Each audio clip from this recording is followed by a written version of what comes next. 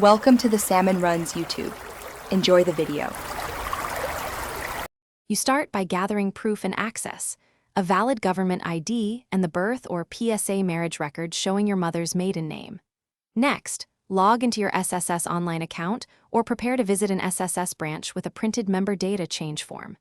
If you log in, go directly to My SSS Update Personal Information. Once done, choose the field for mother's maiden name and prepare to upload or present the supporting document now. You now complete the update.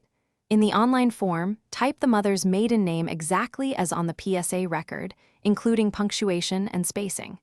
Attach a clear scanned copy of the PSA birth or marriage certificate, follow file size and format limits, and label files clearly. After you submit, SSS will display a transaction reference number, save it.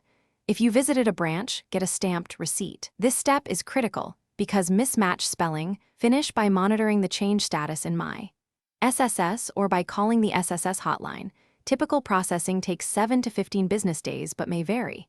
If SSS rejects the request, they'll provide a reason, fix the specific issue, such as mismatched name spelling or poor document scan, then resubmit promptly.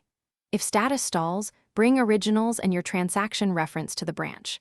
One troubleshooting tip: low-quality scans cause rejections, so use a good scanner or a well-lit phone photo and crop tightly. Thanks for watching. Consider subscribing if we helped you.